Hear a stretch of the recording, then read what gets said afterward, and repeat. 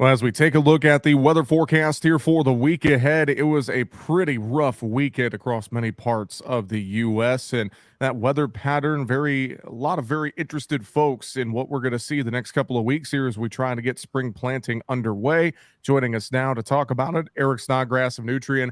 Eric, good to catch up with you. Hope you had a good weekend. And I know for some folks, that weekend was pretty rough across, especially parts of the South with severe weather, Eric.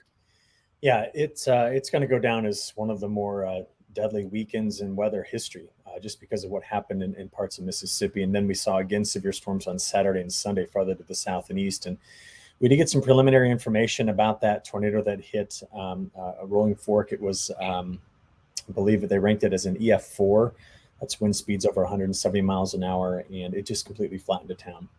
Yeah. And it's tragic even to just talk about it and think about what its impact is going to be, because there's people's lives that are going to be affected forever down in that part of the world. But it is important to highlight that. And one of the more interesting things that have been studied here over the last several decades is we've actually seen a shift in Tornado Alley getting closer and closer to the Mississippi Valley. In fact, really the new epicenter of tornadic activity is right there where Mississippi and Arkansas and Tennessee and Louisiana all kind of come together, the lower Mississippi basin. We've seen a major increase in tornadic activity there for the last 40 plus years. So, unfortunately, it's just the beginning of severe weather season. We still have April, May, and June to go through, which means we're going to see a lot more of this. But, there's the northern side of that too. People that weren't in the severe storms, but they were north of it getting all the rain. We saw from Oklahoma all the way to West Virginia and everywhere in between, picking up between 3 and 6 inches of rainfall. I mean, so if anybody had any hopes of getting, field work done or getting something going, that was all just tossed out. There's now flood warnings out still for all the major rivers and their tributaries in that area. And don't forget, there was snow on the northern side of this. So coming out of Iowa, Illinois, northern Illinois, Wisconsin, Michigan, they just got another helping of snow. And then north of that, we've still got 2 to 12 inches of liquid in the snow that's sitting on the ground. Oh, and don't even get me started on California, which has got some places now measuring over 800 inches of snow in the year. So that's 66 feet of snow so far this winter. And they've got 2 more big storm systems coming in the next 10 days. So this is going to be one of those weeks where I will have no trouble finding content because it's just going to, we have multiple big storm systems coming through. And unfortunately, not to keep rambling here, but more severe weather threat coming on Thursday and Friday for parts of the southern plains and then a big section of the Midwest and Mid-South. Well, of course, our thoughts and prayers with everyone who was affected by the weekend storms. And as you mentioned, more severe weather on the way, all that heavy rainfall we saw over the weekend through parts of the Eastern Corn Belt. So, walk us through what is the setup here for this week ahead? Are we going to see any windows for any sort of field work in areas where it could happen? Or are we just looking at another week where it's probably going to be having equipment parked and watching the weather roll through? Yeah, I think it's going to be the latter instead of the former. And I think if there's any place that can probably get some work done, it's going to be the central and southern plains. But that's the area that's also an extensive drought. So we're going to be watching the storm system. Is going to take 3 days to slide along the west coast. It's going to go north to south from Oregon to Southern California before it makes the turn into the western mountains and then ejects into the plains on really Wednesday night into Thursday, I think is the timing of it. So we have a severe weather threat like we just talked about on Thursday in the southern plains. Then Friday really opens up. And there's going to be some decent moisture in these storms. They're going to put down a lot of heavy rainfall. But, who's getting missed? Well, we're not going to hit the western plains out of this. We're not going to hit the Canadian prairie. And we'll have to see how far to the south and east those storms actually do get once we get into this later week timeframe. And that's just the first one. This weekend, another system comes into the Pacific Northwest, and it's going to try to follow that same trajectory for, I don't know, maybe next Tuesday, Wednesday timeframe. So we'll be having a repeat conversation next Monday about the next system coming through.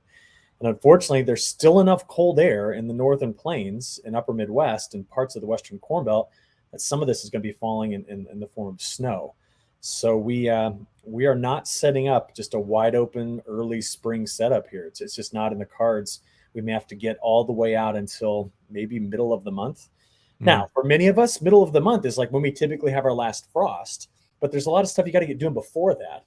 So I'll tell you what to watch. You want to see a pattern change? I'm keeping a very close eye on how everything is influencing the development of a trough in Alaska. We want nothing more than for there to be a big trough in Alaska. That'll open up the jet, push it back north, things will start going. But right now, next 10 to 15 days, I don't see one coming. Well, it's something we'll have to sit and watch and wait, and hopefully, again, by mid-April, we can get into the fields in a bulk of areas and get some field work rolling. Eric, any other thoughts about the U.S. weather pattern? Anything else you're watching here before we talk South America? A few other things. Yeah, I have a feeling that when this breaks, it's going to break big. I think it's going to really have a pretty substantial shift, which may mean we may plant a lot of this crop in some tight windows, which means a lot of the crop will go through its same stages at the same time. And we just historically know that that can set up things for potential short-lived but high-impact events that could hurt the crop later. But at this point, I just would tell folks to be prepared for tight windows as we go forward. Okay. How about South America? What are you seeing with the latest Brazil, Argentina as they try to wrap up planting of that safrinha corn crop in Brazil? Yeah, it's a complete flip, right? I mean, we talked for about 4 months about drought developing in Argentina. Then in the last 5 days, they've had four separate events that were storms putting down up to 4 inches of rain. And that's falling on panhard soil. A lot of it's going to run off. It's going to be an erosion problem, and it's going to hurt the crop. There was hail and wind in that as well. Meanwhile, most of Brazil is now forecast and has been drier than normal. I want to be careful with that. I want to say drier than normal. Normal is still 2.5 inches of rain every week, and so if they only get an inch or less, then that means that they're drier than normal. But we do see that helping out with the safrinha planting. The question is does that drier air hang on for a while? Because we are now, I mean, if you look at it, you could say we're actually in an El Nino pattern already. Doesn't mean we've seen the arrival of El Nino, but the atmosphere is behaving a bit like we have an El Nino going. And as a result, we are seeing some drier risks north. Now, we got to think about this with Brazil real quick. The monsoon normally ends, gosh, about 40 days from now. So if we don't get good moisture now, and then the monsoon doesn't kick back up before it finally finishes, we could be talking about some problems with that safrinha crop. It's nothing to worry about today, but just something I'll be watching for as we go through the month of April. Well, fantastic. Eric, before we let you go, any other weather things that you are watching around the globe? Yeah, I'm watching Australia. They're right now going into fall, so they're getting ready to plant all their winter crops, and it's raining like mad across a lot of their main growing areas. And this is the time of year they don't want the rain. They want to be able to get in the fields and get things done. Europe has got better precipitation coming. There's no flooding no drought right now on the Yangtze River Basin, which we had last fall. But I think the big thing we're all waiting on is for the pattern to break and finally open up some warmer conditions for most of the United States. Seems that the northern plains and the western United States hang on to the coldest air the longest. So hopefully this will break open soon and we'll get going. Well, of course, folks can follow along with the latest in the weather, your daily newsletter. They can sign up for that on our website, markettalkag.com. With that, Eric Snodgrass of Nutrien, always great to catch up with you, buddy. Thanks so much. We'll talk to you next week. Sounds good.